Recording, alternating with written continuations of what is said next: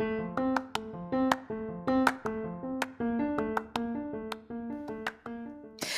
there, and welcome to the daily podcast where wisdom smacks us with kisses or love taps. I'm MichelleSpiva, a wisdom strengthening coach, your host, and practical priestess of wisdom. Mwah. Join us daily to gain wisdom and mental strength as we tackle innovative thinking, address emotional and behavioral life traps, and yes, provide you with some practical how to's to wrap it all up. So settle in or crank up the speed 2x, whatever gets your mental processes firing as we dive in. Stay tuned.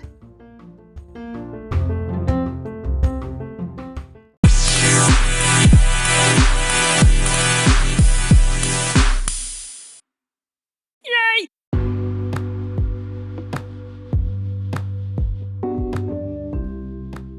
Are you sure this is going to work? I don't know. I've never done this before. I mean, come on. Make me a little more okay with this. Either you're in or you're out. We got to do this. Okay. Hey, this is MichelleSpiva, your practical priestess of wisdom, and I want to welcome you to today's podcast of Wisdom Smack. Mwah. So stick with me, join me on the flip as we delve into navigating uncertainty. I'll see you on the flip.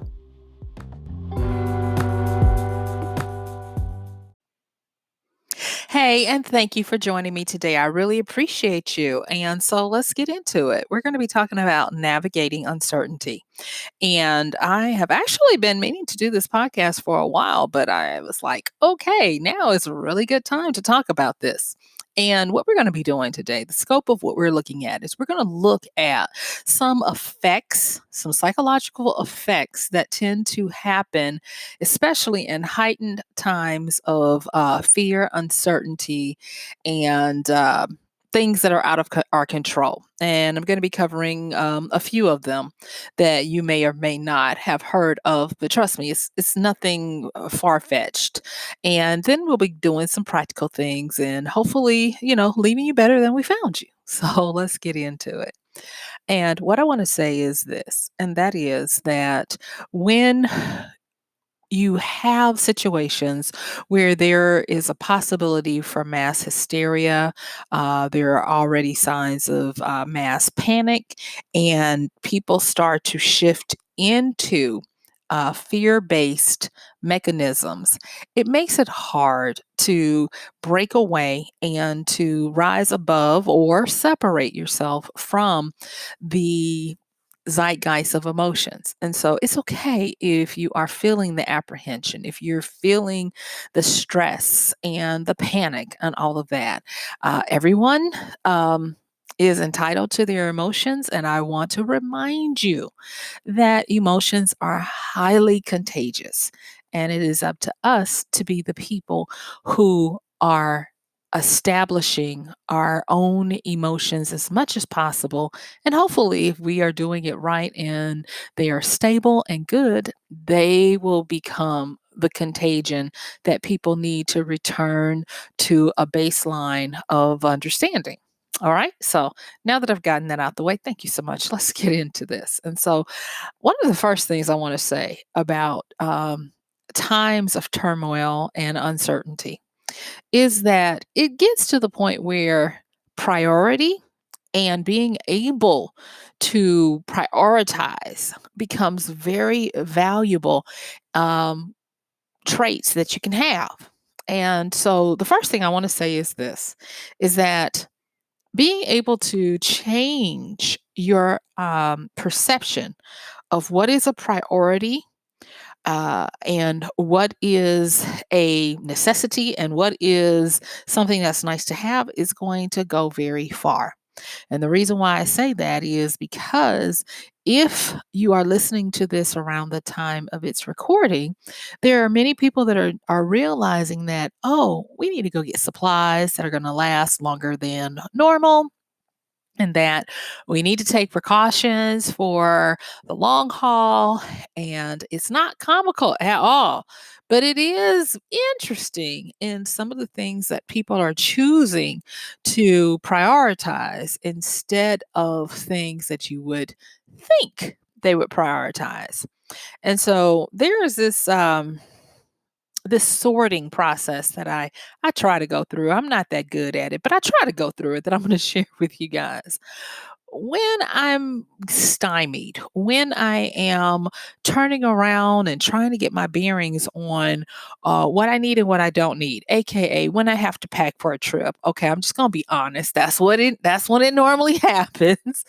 What I like to do is I like to make two different piles uh and then eventually a third pile arises out of these. And in my piles, what I have is I have what I deem as mandatory. And then I have another pile that I deem as nice to have. And the third pile comes from seeing if, after I have packed my travel cubes to go into my suitcase, if I have more room, because y'all, I am an Olympic packer. Um, I aggressively pack. I'll just go on and say it. If I have more room, that compulsion in me to fill up all space, I will start, pulling from the nice to haves. And that's where that third pile comes from, where I have my mandatory and the few nice to haves, the just in cases, the insurance policy items I like to take with me on a trip. And I wish I could tell you it's easy. It's still not, because inevitably there have still been times when I left something. And I always say to myself, Michelle, why don't you have a manifest, a list of items that you need to pack each time you travel? You travel too much to go through this unnecessary anxiety and rigmarole. And I get to the point where I do it at the last minute. I add additional stressors because I've been avoiding it and dreading it, and but I inevitably do get to the point where I am able to streamline and sharpen my sense of what is priority, what is mandatory, and what is nice to have. And so when we try to navigate uncertainty, we would do well to go back to the foundations. That's the first thing that we need to do, but it usually gets muddled some kind of way in our minds with all the stuff we have going on. And going back to the basics is a simple answer, but it is definitely not simple in execution. So let's talk about this. Prioritizing to understand what is mandatory for you, especially when you have not only your own issues, fears, and particular situations to deal with, but you're getting a constant stream of information via your phone, your television, your laptops, your people, social media. And it's all coming in to make you feel like I need to be on this. I need to keep up with everything. And when you get a constant diet of stressors and of panic and pandemonium, it dulls your ability, our ability. Let's own this. It dulls our ability to do this very thing. Return to basics to figure out what is priority and what isn't.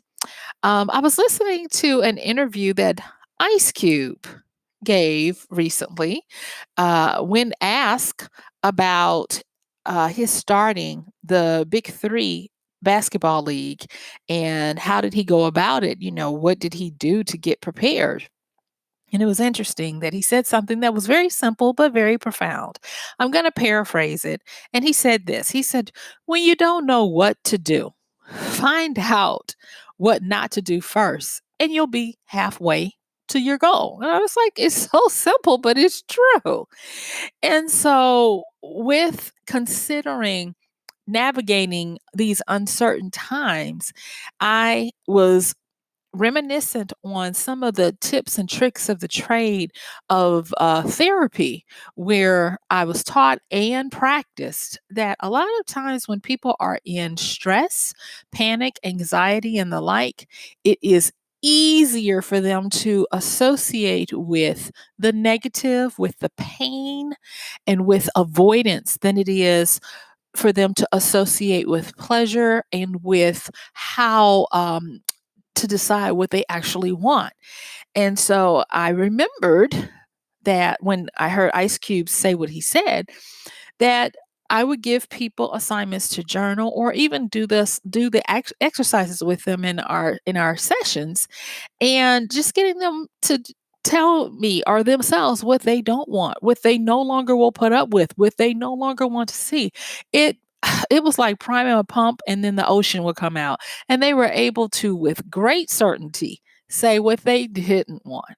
And now framing that by even listening to what Ice Cube said with this huge thing that has done to create another uh, athletic league. And by him just saying, when you figure out what not to do, what you don't want, you're halfway there. It took on a whole new understanding of how we can really navigate uncertainty. So, the first thing I want to say about this quest to navigate through murky times where we don't know what's happening is to prioritize, meaning understand what is mandatory, what you cannot live without, and then understand what is nice to have. Now, one of the things to help you and me to do this, because if you are used to having certain things all the time, they may not be mandatory, but they may feel like they're mandatory. So, what I'm going to ask you to do is, like Ice Cube said, and like I remember as a therapeutic model, figure out what you don't want, or figure out what you don't know, or figure out um, what you are not certain that you can get. Meaning that if you are not certain if you're going to be self contained, quarantined, sequestered, whatever you want to call it, if you're going to be sequestered for that long, for a long time, and you have something that requires that it be refilled or it be updated or whatever for a shorter amount of time, and it is something that you can do without, then that's not mandatory. It's a nice to have. And I say this, I hope you can hear it in my voice. And I'm like, ouch, because there are many things that I've been going through, like, oh my gosh, I really want to, make sure I have that. But instead of allocating resources and space to store that, that is not, something that's mandatory. And instead getting other things. It has trust me, has been an exercise in humility and new self-awareness of all the foolishness that I can get into in doing this exercise, because I'm not going to ask you guys to do it without having done it myself. So, changing your priorities to understand what truly is mandatory and what is nice to have by simply going through these exercises of figuring out what is it that you don't want, what is it that you don't know that you'll be able to support, and that should get you at least halfway there. All right. So the next one is, when you're trying to navigate this uncertainty, is to be aware of the spread of misinformation. Oh, yes. Now, here comes some of those psychological effects I told you we were going to be talking about. The first one is the illusory truth effect. Illusory truth effect. Illusory. Illusory, like an illusion. And what this effect is, a fancy way of saying that if you hear something enough times, you will believe it. It's all about the repetition. It is the basis for how any type of advertising works. Not that they're lying to you, but it's if someone every 7 minutes you get a message that this particular laundry detergent is the only way that you will get all of the stains out of your clothes, even if you're not thinking about laundry detergent. But if you're getting that programming every day for at least a span of 4 hours as you watch TV after work or whatever, when it comes time to go and get laundry detergent and you see that brand on the shelf in front of you, guess what's going to happen? Yep. You're going to be like, okay, this is the one we get. because this is the illusory truth effect working. It, go- the proper way of saying this is that the illusory truth effect is the tendency to believe false information to be correct after it's repeated over and over again, after you have repeated exposure to it. It was first identified back in 1977, when a study was done at Villanova and Temple University, and they started to notice that even if there was opposing evidence, people tended to still hang on to the belief that something was true because it had been repeated so much. And they even said, well, it can't be a lie. Everybody knows that. Everybody has heard that. And so the spread of misinformation is something that we all have to be leery of. The the situation that we live in right now is that we have what the old folks in the Bible used to call itching ears. We all get that spark of excitement when we have titillating and sensational stories and headlines and half truths that come to us. There have been, over the last week or so, there have been so many stories, so much misinformation that has been put out about possible cures and falsehoods for the virus that is wreaking havoc. And as fast as they're coming out, there are some public announcements that are trying to debunk and help people to know this is a myth. Do not believe this. And I'm finding myself having to go and check and read these mythbuster situations. Everything from how if our pets can get it to holding your breath to using a. Are you ready for this one?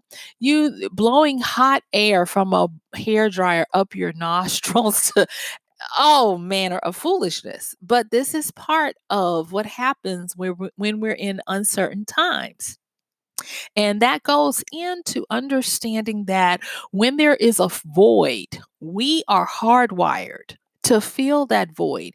And a lot of times that void will be filled with our parables, narratives, and stories we tell ourselves.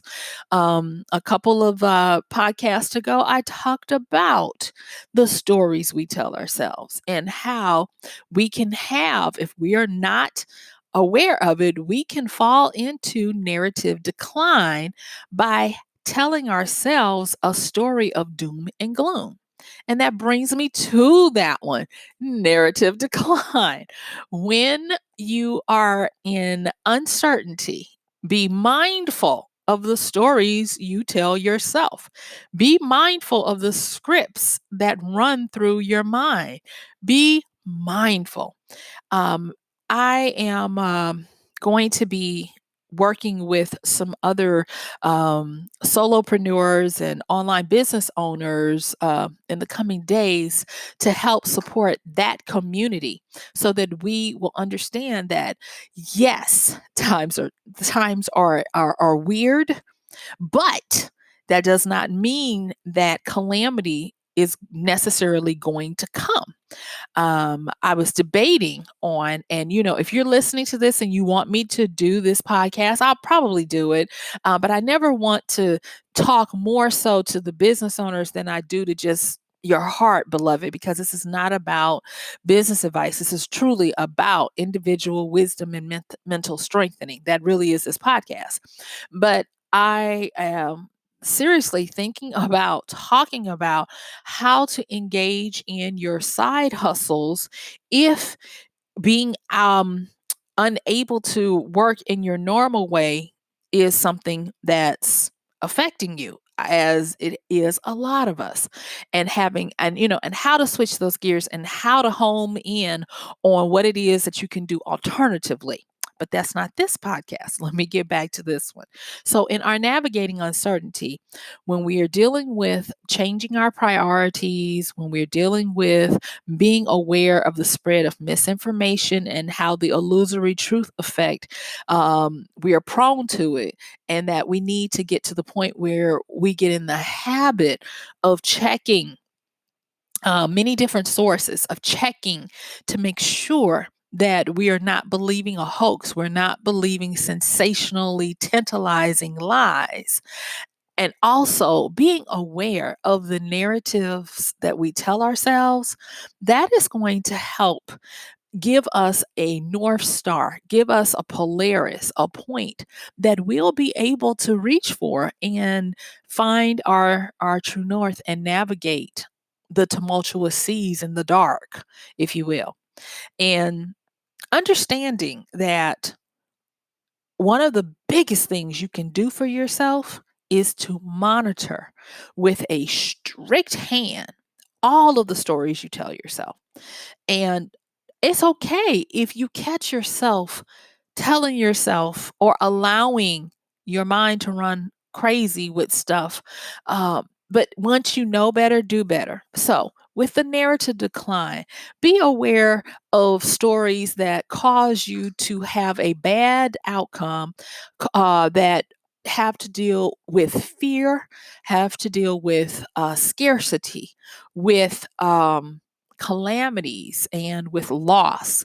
All of those are not in your best interest. They compound an already stressful time, and they plunge you, all of us, they plunge us into possible shock scenarios that are not good.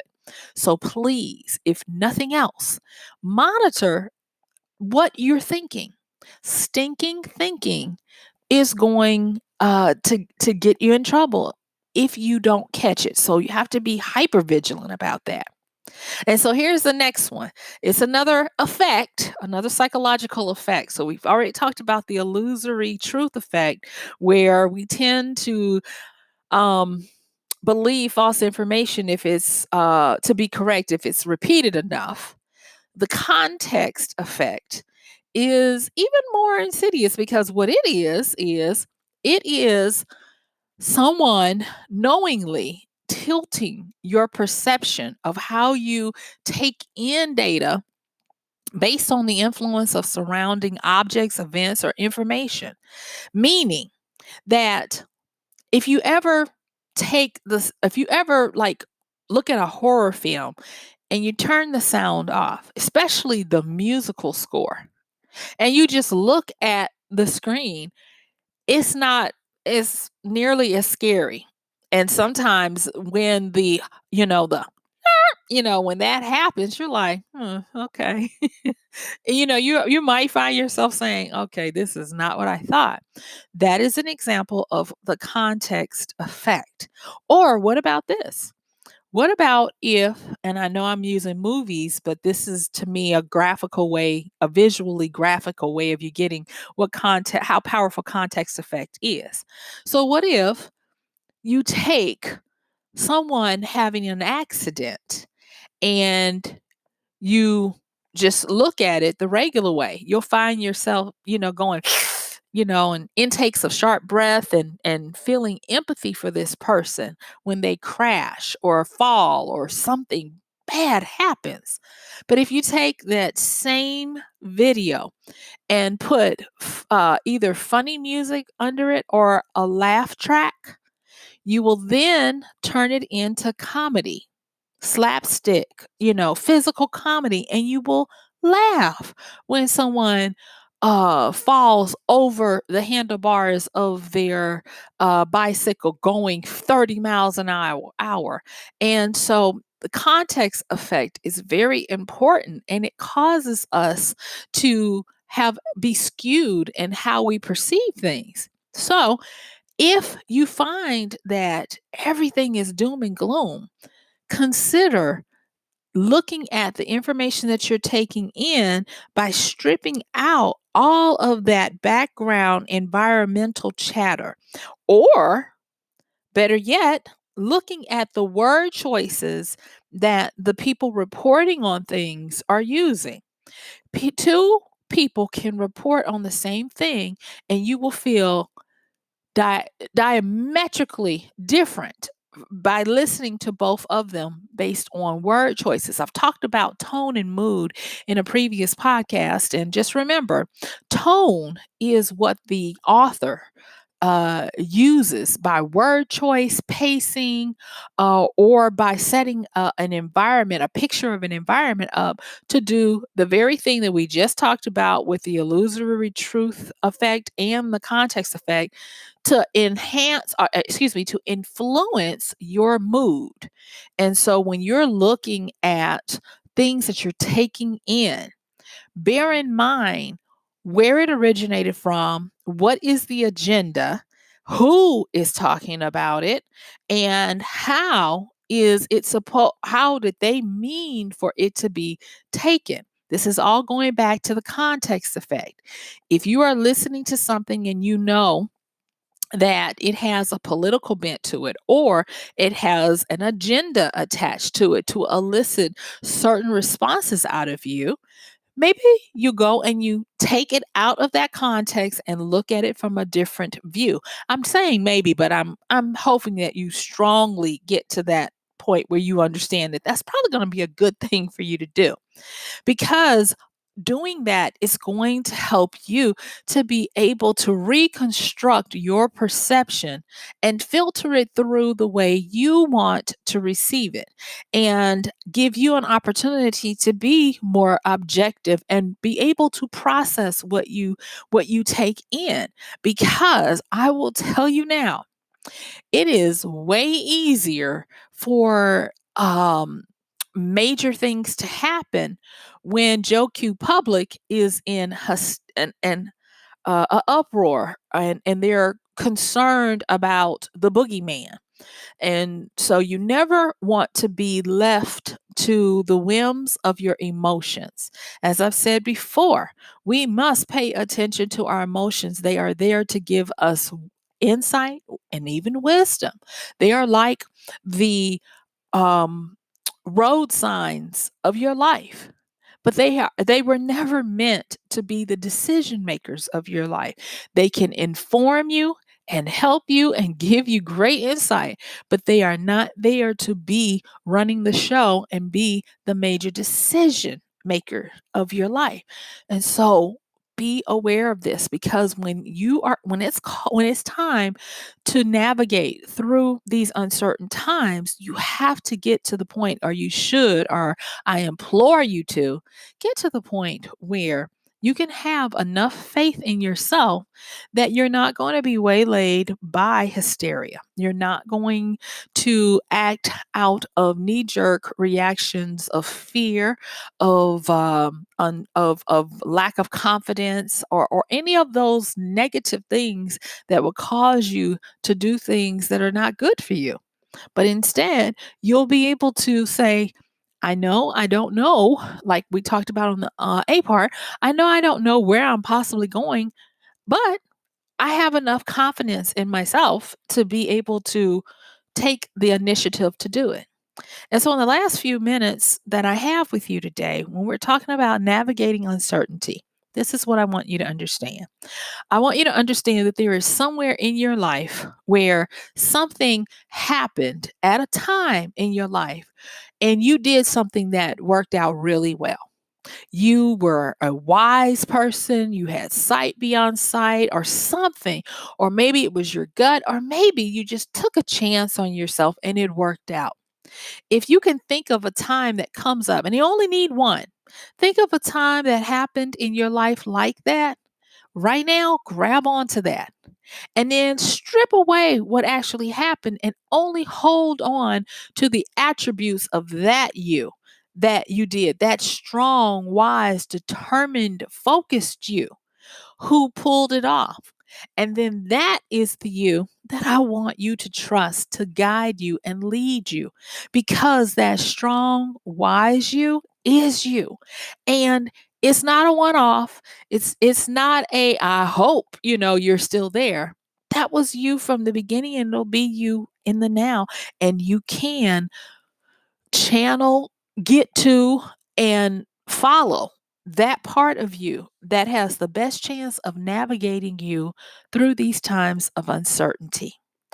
I and when I tell you it will work, you're going to start. Now, this is how you'll know when you're really starting to channel that wise you. You'll start to see things at a different angle. Things will make so much sense to you, and you'll be like, how did I not see this before? New opportunities will unveil themselves, and they won't be intimidating. And you'll be like, it's a shame. How did I ever not see that this is what I should be doing, or this is where my focus should be? And you'll start to see that there is so much waiting for you to be able to navigate yourself back in to the time and the area and the space and the opportunities that are going to keep you and hold you through these times that if you let them, they will destroy you. So I kind of want to just remind you of this as my time is really up, that if you believe it and you expect it, things usually turn out all right. They turn out for your good. Hold on to that.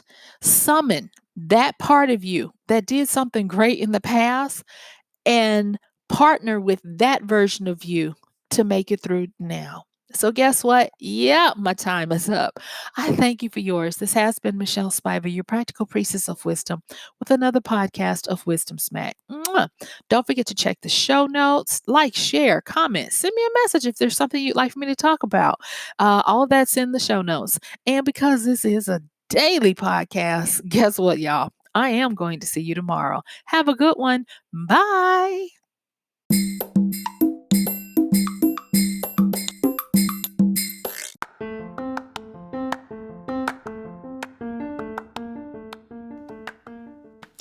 And that's going to do it for today's podcast of Wisdom Smack with MichelleSpiva. If you like this podcast, please help us get the word out. Like, comment, subscribe, and even share. And if you really like it, please help us continue to get the word out by considering using this show's link for Amazon. So when you want to go to Amazon and you do all of your general shopping, please use MichelleSpiva.com/AMZ. It's simple as that. It doesn't cost you anything extra, and this show might receive a little bit of commission that will go towards helping to further get these episodes out to you and to others. So thank you so much for listening. This has been MichelleSpiva with Wisdom Smack. Bye.